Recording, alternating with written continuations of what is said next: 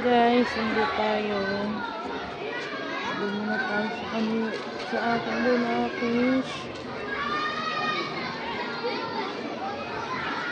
Tingin tayo na lang.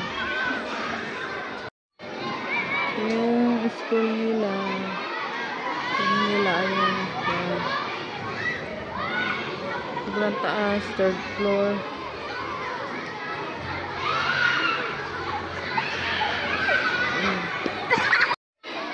Sobrang taas kasi ng ng room nila, third floor.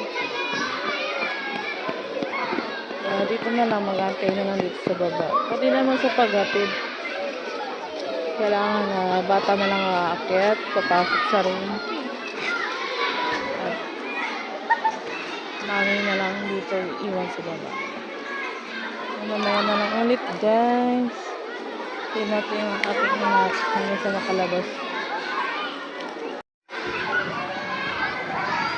Pala guys, hindi ko wala tayong update sa una pasok nila, first day of school, kasi busy tayo.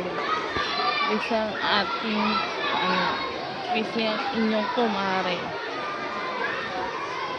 dahil sa alam niyo na, busy sa bahay, lalo na ngayon pasukan ng kasi busy mo hindi nakapag-update sa ating live. Ito ang ika-5 araw ng aking pagpasok ng aking anak.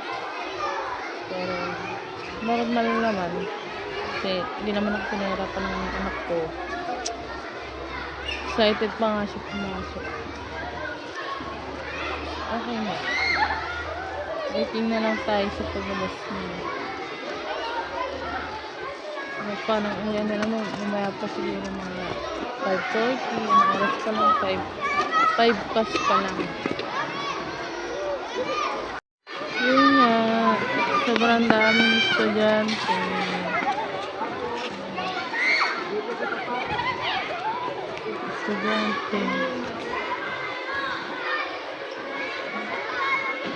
Doon na lang room nila.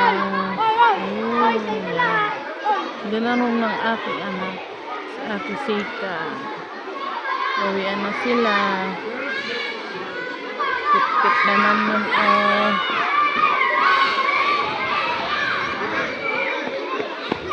dati ang room ng anak ko ng grade 2. Ito, ayun. Ang tao. Bawian na sila.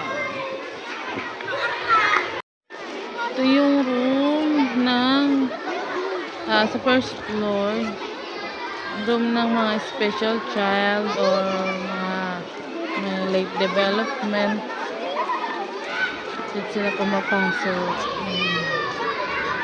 Tapos ito ang second floor. Second floor. Third floor. Ayun. Tapos pinaka-last is fourth floor. Ibig sabihin po ay first floor, mga special child, and second floor, grade 2. Third floor, grade 3, and last floor, grade 4. Halo-halo din po yan sa pinakataas. Maganda po ang school. Ang mga room. Hello guys, sorry kung hindi tayo nakapag-update kanina kasi nalobat yung cellphone ko.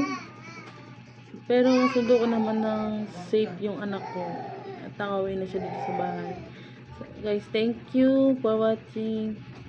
See you in next vlog. Tuloy-tuloy na to guys.